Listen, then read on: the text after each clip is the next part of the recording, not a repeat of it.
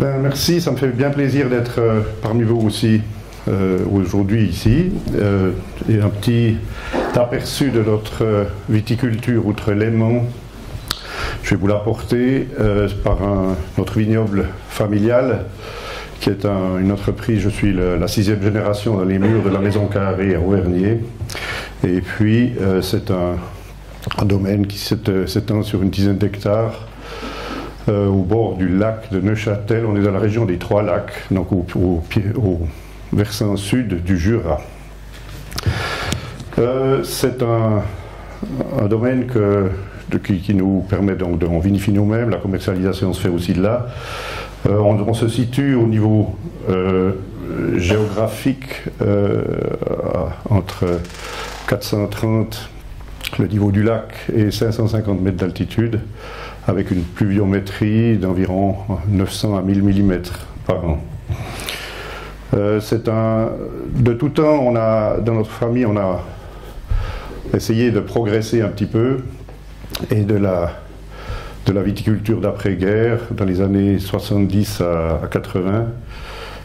J'ai traduit le 70, merci. Et puis, on faisait partie, mon père faisait partie de ce qu'on appelait des groupes d'études. C'est quelques viticulteurs qui demandaient à un savant, un beau jour, de venir leur faire une approche des sols, une approche des plantes, enfin, du parasitisme, etc. Ça a toujours été, il y a eu un certain dynamisme vulgarisé, non pas vulgarisé dans les régions, conduit souvent par les stations de recherche. Et puis après, on a vu naître au début des années 80, ce qu'on appelait les domaines de technique intégrée, où on commençait à apprendre un peu plus, où on apprenait un peu mieux à appréhender notre milieu, et c'est devenu ce qu'on appelait la production intégrée. Et puis là, on se retrouvait toujours, on avait quelques viticulteurs qui voulaient avancer. On se retrouvait toujours sous cette idée d'approfondir un sujet, la fumure, etc., le parasitisme. Et puis après, on est tombé dans le biais des subventions, puisqu'à partir du milieu des années 90, la production intégrée a été subventionnée. Alors là, ça a forcément qu'il y a eu beaucoup plus de personnes dans les assemblées, parce qu'il y avait des papiers à remplir et des sous à gagner. Ça a perdu un petit peu le sel de ceux qui étaient vraiment à vouloir progresser. Et puis, c'est là qu'on a eu, heureusement, au service de la viticulture du canton de Neuchâtel, un Bourguignon qui est venu. C'était M. Cartier, qui a vu qu'on avait besoin d'un peu plus d'être nourri un petit peu plus que par du papier. Ce qui nous a fait découvrir un peu la première approche plus raisonnable et raisonnée des sols. On a organisé un cours chez Claude et Lydia Bourguignon, et c'est, pour notre entreprise, pour moi en tout cas, ça a été le déclic, un cours de 2-3 jours qu'on avait fait là-bas, avec 5 ou 6 collègues. Et c'est là qu'on a découvert l'importance de ce qui se passe à l'extérieur du sol pour conditionner toute la plante jusqu'au plus profond de ses racines. Et c'est depuis ce moment-là qu'on a commencé sur notre domaine à changer à aller encore plus loin. Il faut reconnaître que la viticulture biologique des années 70-80 n'était pas très convaincante quant au vin qui était produit. Les vins n'étaient pas toujours extraordinaires. Et puis, on était un petit peu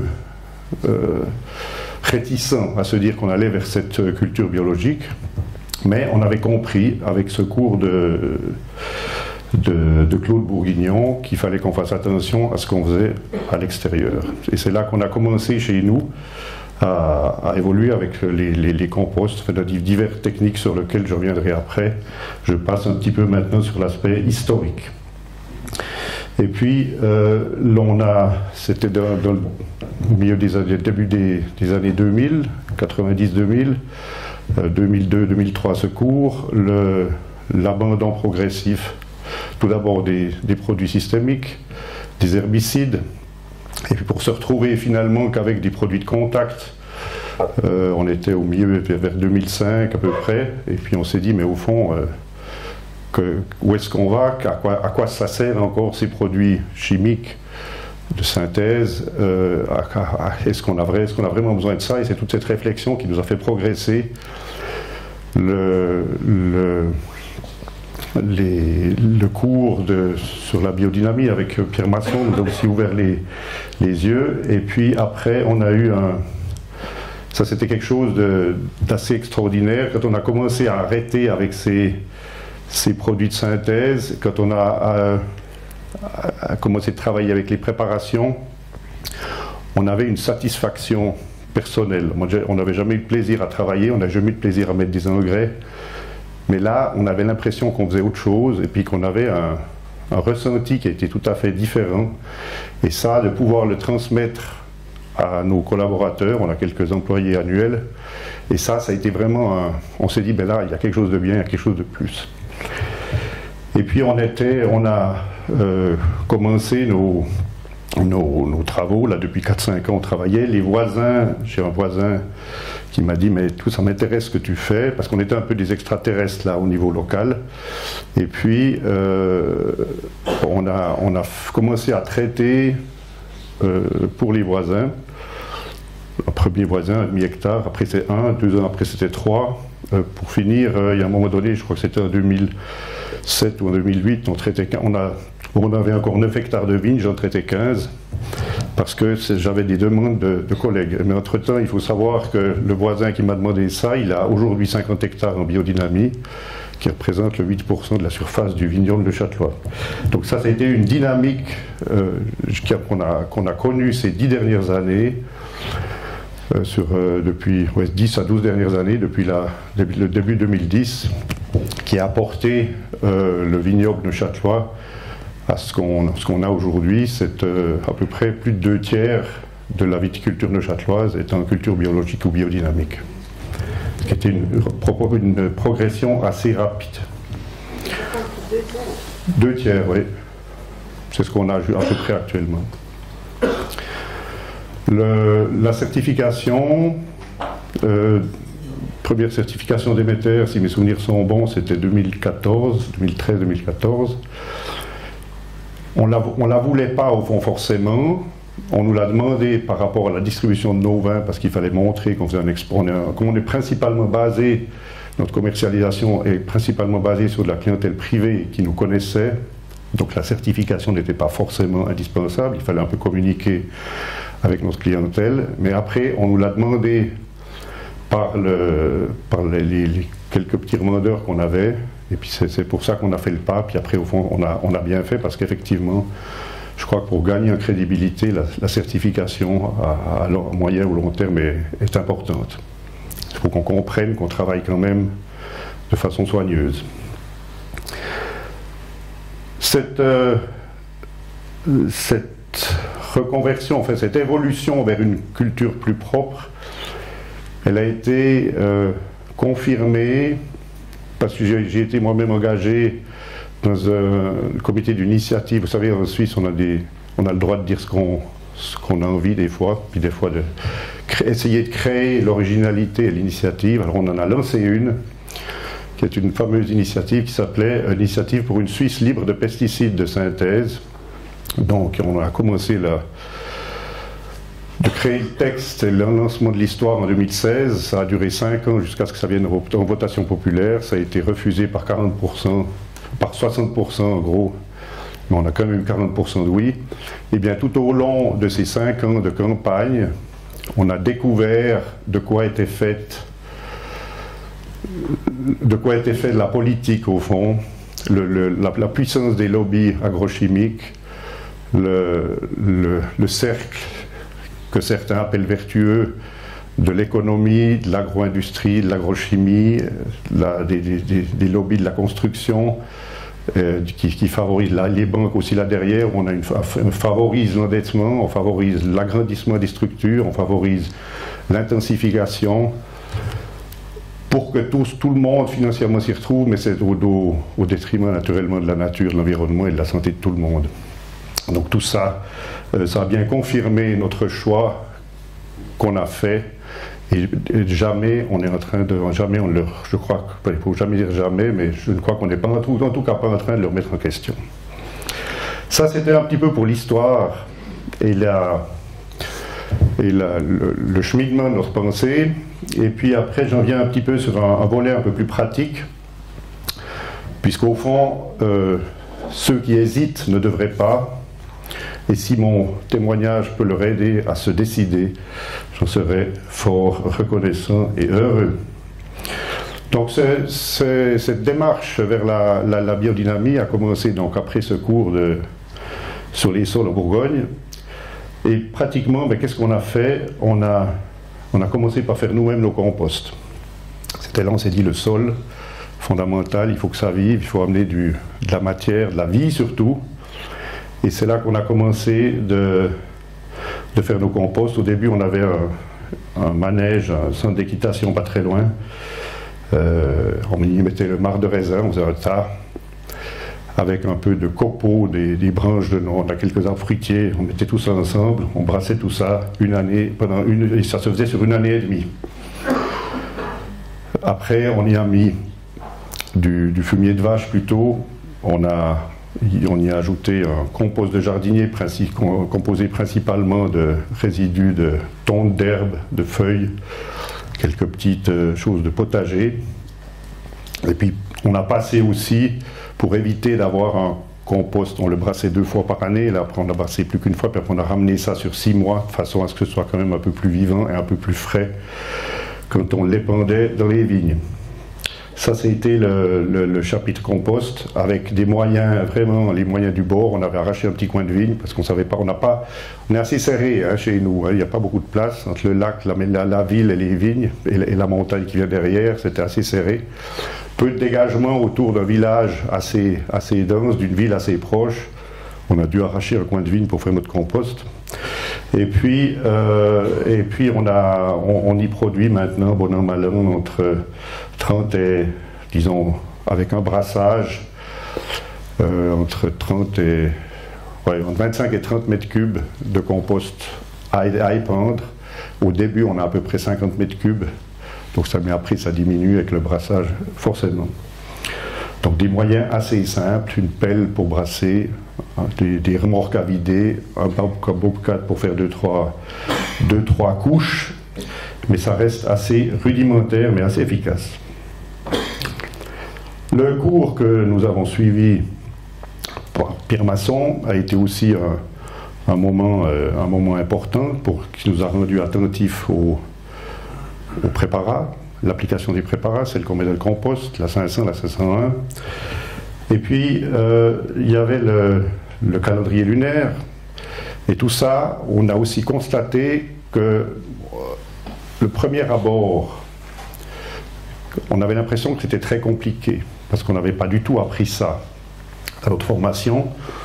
Et puis après, en faisant comme ça, un pas après l'autre, ce n'est pas... Il y a des choses qu'on a fait tout faux, mais ça fait rien. On a appréhendé un petit peu les techniques, on a commencé à lire le calendrier lunaire, on a commencé de mettre des préparations, 500, 501, avec, au début, on brassait nos préparations à 20 minutes de tracteur de chez nous, parce qu'on travaillait avec l'aubier, il n'y avait personne qui faisait de la biodynamie, ou qui était en tout cas disposé à la partager dans la région où on se trouvait. Et on a travaillé avec la ferme de l'Aubier, qui est un domaine agricole sur la colline. Et puis là aussi, on commençait de brasser à la main. On allait avec un tracteur là-haut. On travaillait avec des tracteurs assez légers, des chenillettes. J'avais passé à la lie un vieux pulvérisateur à désherbant. C'était une pompe à pression. Donc on était totalement faux, mais ça fait rien. On apprenait ces gestes, et je crois que ça c'est important dans un cycle annuel, c'est d'apprendre les gestes, peut-être pas avec le bon matériel, mais on apprend les gestes, et puis après, petit à petit, on s'est adapté avec un matériel progressivement, et ça je crois que c'était important de le dire, on peut aller très progressivement, il n'y a pas juste ou faux, mais il y a une approche progressive, selon ses moyens, selon son ressenti. On va plutôt vers des préparations, on va plutôt vers des plantes, on va plutôt vers une collaboration, enfin une mixité animale. Il y a plusieurs, tous les chemins mènent à Rome, hein, si on peut dire ça. Et je crois que c'est très important de se dire que le cheminement vers la biodynamie peut se faire vraiment à la vitesse de chacun. Et il faut que chacun y retrouve. Et comme je vous l'ai dit déjà avant, on avait l'impression dans ce cheminement qu'on faisait quelque chose de bien. Et ça tire en avant. On a l'impression qu'on apporte quelque chose autant à la nature, autant au sol, autant c'est la nature de son ensemble, autant à la plante, autant au personnel avec qui on travaille. On explique, et après, naturellement, aux clients, auxquels consommateurs de nos produits, avec eux, qui sont réceptifs. Et ça, tout ça, ça a tiré toute la dynamique vers l'avant, et c'est tout à fait gratifiant. Les investissements qu'on a dû faire, on avait du matériel viticole classique, eh bien, on a pu s'associer avec quelqu'un qui était aussi en train de faire la démarche, qui avait peut-être même un peu plus d'avance que nous, mais qui avait du matériel sous-utilisé. Donc en parallèle, on avait une partie du domaine, donc on a commencé d'abord avec une petite surface, après toujours plus, c'était 2004-2005, après on a fait petit à petit. On est arrivé jusqu'en 2010-2011, on avait la moitié du domaine conduit dans un conventionnel évolué, puisqu'il n'y avait plus de désherbant, on mettait les préparations sur l'ensemble du domaine. On avait toujours encore à peu près 4 hectares et demi qui étaient en lutte chimique, synthétique, chimique, mais non systémique.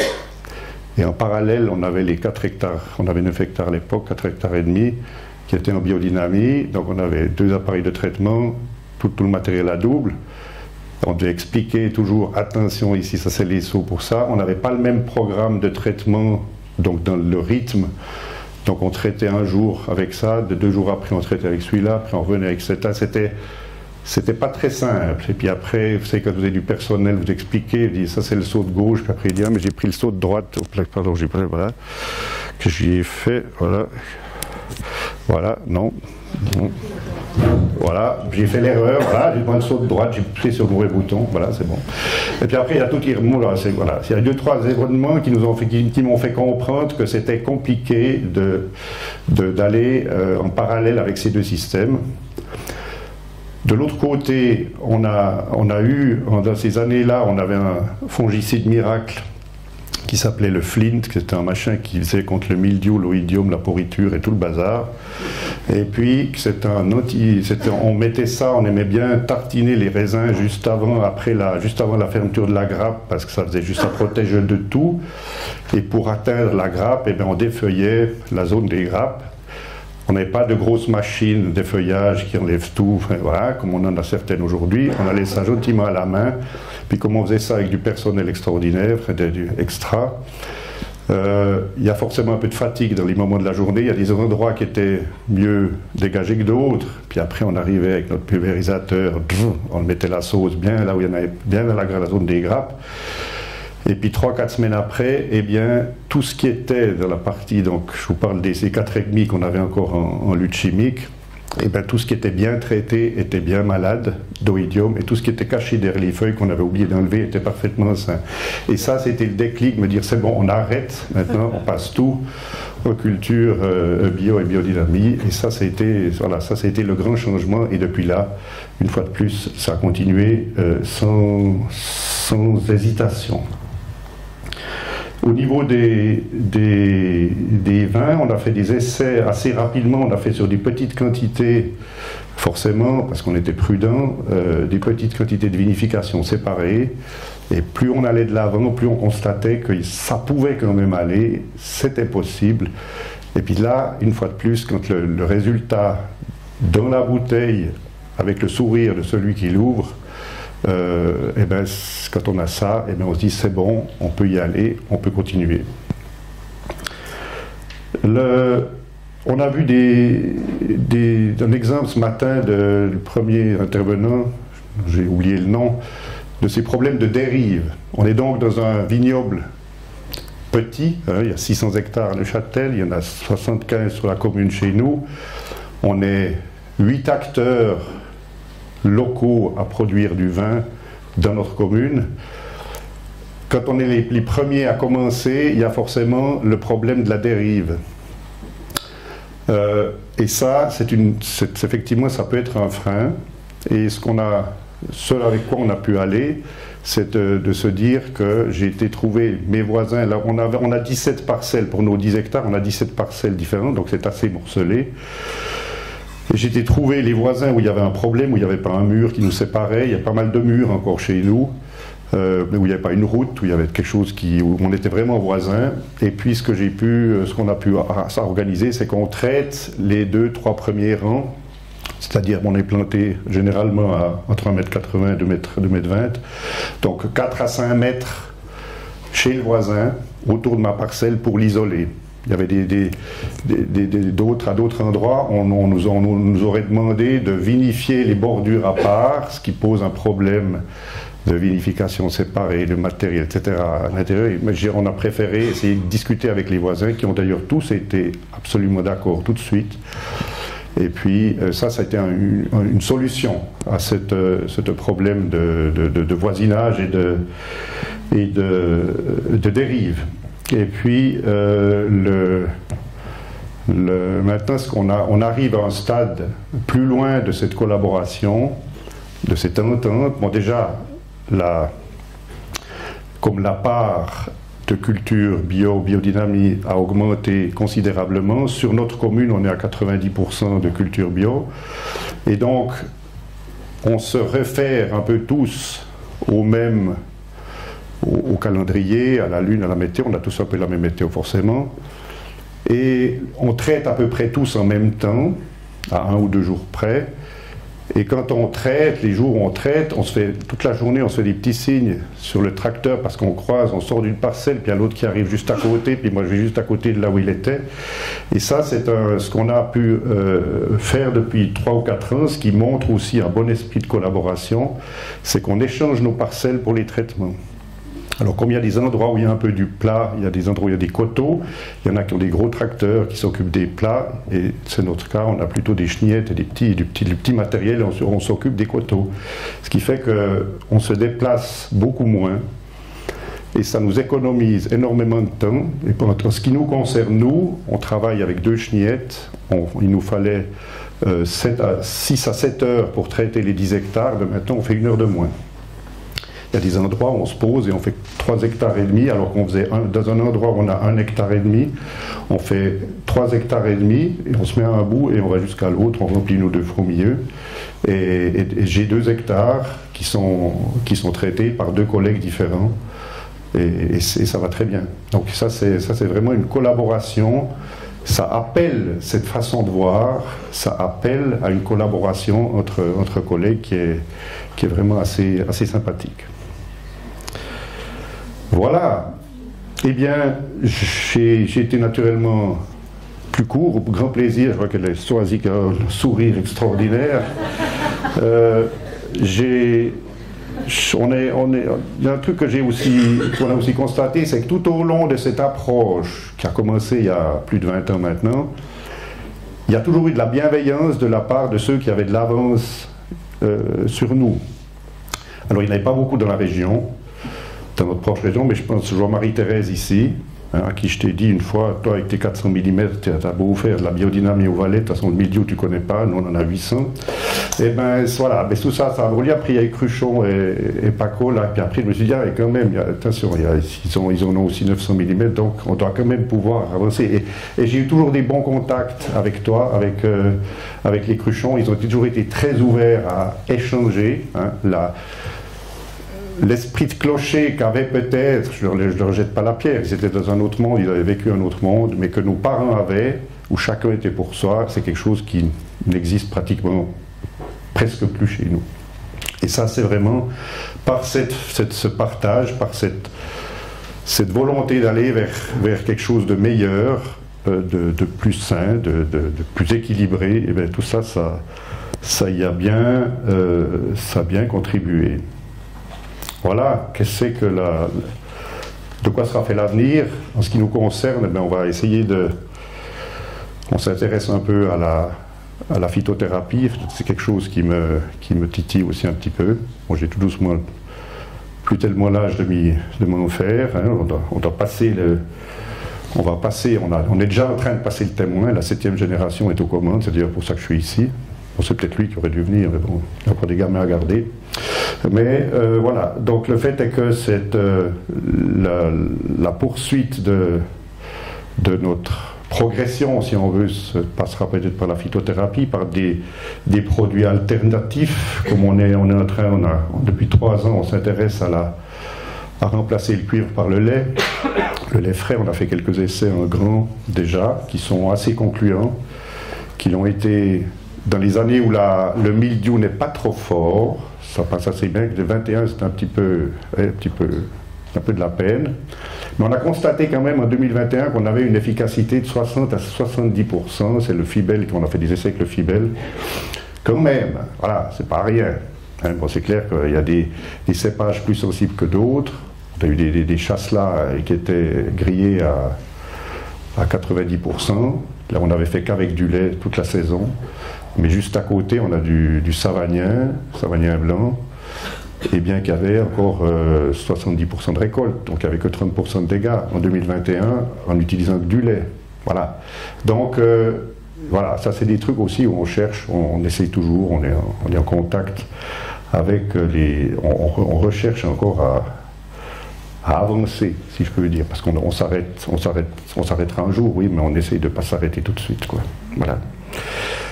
Tout ce que je peux dire encore en conclusion, c'est que, à ceux qui se posent des questions, c'est que la viticulture biologique, je sais que la majeure partie d'ici dedans sont des gens qui n'ont pas besoin de l'entendre, mais c'est quelque chose qui fonctionne.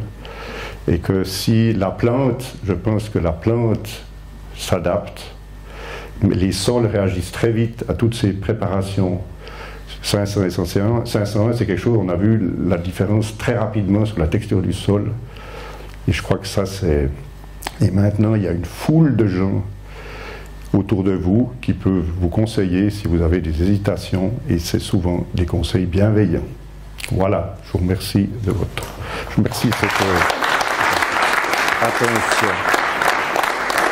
Voilà. On a le droit de dire que vous avez été élu meilleur cave de l'année? C'est pas nécessaire. Vas-y, tu peux le raconter. Ouais. Quand tes voisins traitent, vous avez exactement les mêmes produits et tout ça? Oui. Le soufre mouillable ne vient pas peut-être pas de la même maison, mais il a le même aspect et puis ils sont tout aussi bons. Alors le lait, ben non, ça c'est clair que le lait, ben ça c'est nous qui le faisons. Ça. Et puis on n'est pas tous à traiter avec du lait. Ça on fait sur 1 hectare, sur 2 hectares. On en avait 3,5 hectares en 2021. Ça c'est voilà, ça c'est nous.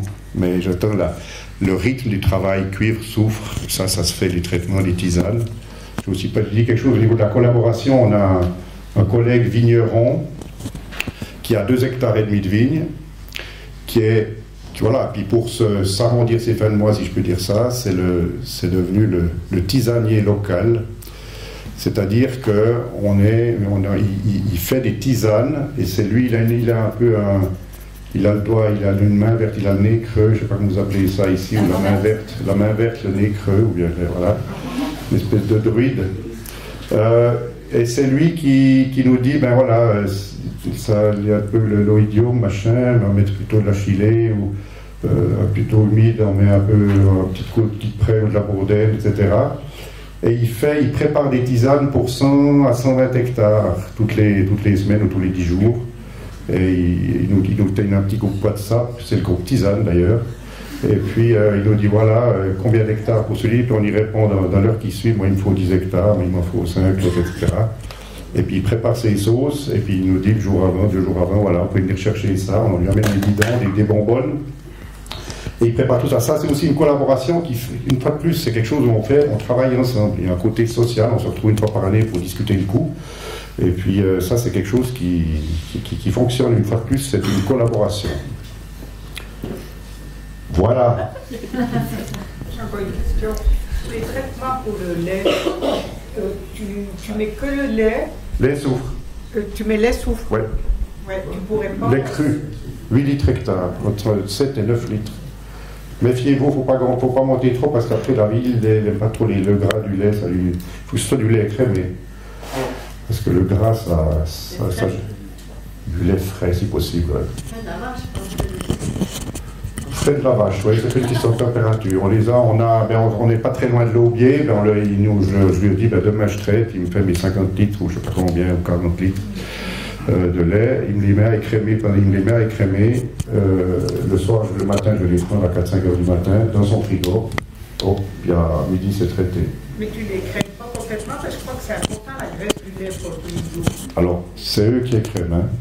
Donc, voilà, je pense que ça va sûrement... Ça va pas si mal, donc, hein. Peut-être qu'il faudrait qu'ils en rajoutent un peu, mais non, c'est eux qui gardent la crème. Hein. C'est pas le beurre et l'argent du beurre, là, c'est l'argent du lait et la crème. Bon. C'est le sourire du vigneron. C'est en association avec d'autres choses? Non, lait et soufre. Parce que on a envie de savoir si vraiment le lait, pas comme si c'est une chose, si on met un troisième truc, on dit est-ce que c'est, etc. Voilà. Pas de tisane. Aucune tisane. Pardon? Mais aucune tisane, rien. Pas avec le lait, non.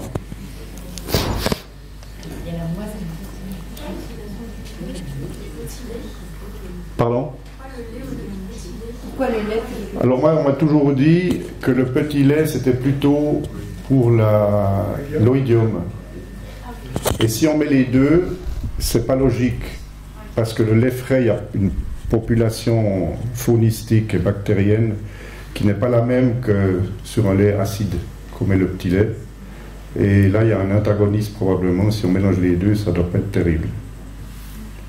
Un carnage terrible. C'est spécialement. Ouais. En Suisse, vous n'avez pas les mêmes réglementations que nous sur la pulvérisation par drone. Sur la Pulvérisation par drone. La pulvérisation par drone. Est-ce que vous avez testé sur le Châtelet? Alors, il y en a qui testent ça. Il y a quelques coteaux très raides dans la région de Cortaillot, pour ceux qui connaissent la région, où ils traitaient régulièrement l'hélicoptère jusqu'à il n'y a pas longtemps. Alors, c'est pas pareil, l'hélicoptère et le drone. Non, justement. Puis maintenant, il y en a qui font des essais avec des drones dans ce coin-là, parce que l'hélicoptère est devenu interdit, ou fortement un peu populaire, surtout pour les touristes. Je dois vous avouer que je ne connais pas Marie-Thérèse. J'ai pas entendu la question. Savoir quelle réglementation il y a en Suisse au sujet de la pulvérisation par drone. Est-ce que vous avez fait des essais avec les drones? C'est ça, C'est ça la la question. réglementation, c'est autorisé chez vous, enfin, le drone, nous, c'est interdit encore en France. Ah oui. Oui, alors je peux répondre. Eh ben, vas-y. C'est fil. J'ai une voix forte. Le drone, c'est permis pour les pulvérisations. Oui. Et savoir si vous avez fait des essais, si vous avez eu des retours, parce que nous en France on essaye de faire les choses mais on ne peut pas. Donc je sais que vous avez des retours sur certains vignobles, savoir comment faire en bio ou en tester des tisanes. Le grand problème, c'est que l'hélicoptère il est en train de passer beaucoup en bio. Et puis maintenant, comme ça devient presque vraiment difficile l'hélicoptère, le drone maintenant, il y a plein de gens qui sont revenus, mais en plus chimique qu'avant, avec le drone. Et puis comme il n'y a pas de dérive, c'est considéré comme traitement au sol, il n'y a pas besoin de garder les distances comme l'hélicoptère. Puis s'il y a du vent, ça va vraiment loin. Il y en a un qui m'a passé sur la vigne avec le désherbant. Ouais. Mais par contre, avec le lait, on n'a pas le droit en traitement aérien, le lait. Parce qu'il y a des gens qui sont allergiques. Ah, mais c'est... Non, mais je rigole pas. C'est sérieux, il y en a eu un gamin qui a été cédé à cause de ça. Mais en canton de Vaud, il y a eu Pourquoi les produits chimiques sont bons? C'est ça. Quelque chose par rapport aux drones, c'est vrai qu'il y a eu beaucoup d'essais en Suisse.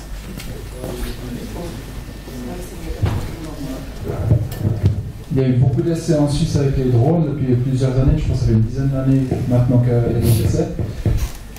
En culture biologique, ben non, ça ne fonctionne pas. Franchement, ça fonctionne bien quand il y a des produits systémiques, mais quand on traite à des dosages si faibles comme le drone peut emporter avec lui, Ouais, ça fonctionne pas. Donc, à moins d'avoir des ailes. Oui. Mais disons que les gens qui sont partis au drone sont beaucoup revenus en arrière pour le bureau.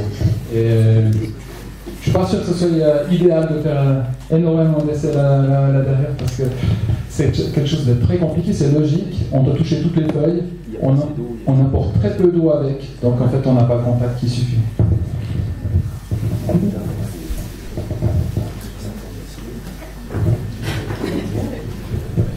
Moi j'ai une question par rapport au problème de l'ensoleillement. Est-ce que dans votre région, dans une région de montagne, même s'il y a le lac qui temporise un peu les choses, est-ce que vous constatez des problèmes de brûlage plus importants dans une zone montagneuse ou pas? Alors une fois de plus, je me tourne vers mes amis du Valais parce que mon Neuchâtel, c'est le Jura, hein, c'est la montagne. Elle est vieille, hein, ça. Elle n'est pas très lisse. Le lac, on est sur 100 mètres de différence entre le bas du vignoble et le haut. Il y a des coteaux, mais voilà.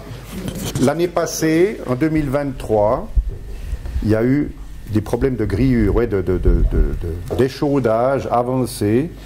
D'autant, même les endroits où on avait défeuillé légèrement à l'est, parce qu'on n'effeuille que du côté est à la main, à peine il y avait une feuille qui était ouverte du côté ouest, boum, ça, on y avait droit. Hein. Donc ça, il y a quand même le déficit hydrique qu'on a eu l'année passée, la non-recharge des sources dans l'hiver 2022 et 2023 a contribué à des problèmes de sécheresse beaucoup plus graves en 2023 qu'en 2022, alors qu'on avait quasi toutes les semaines, il pleuvait, puis c'est comme ça qu'on a eu un peu des problèmes avec le mildiou et l'oïdium, mais c'était chaque fois 2 mm.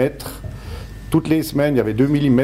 Une fois par mois, on a eu 30 mm, mais ils étaient tellement chauds derrière que ça descendait pas en dessous des racines des herbes et tout qui remontait.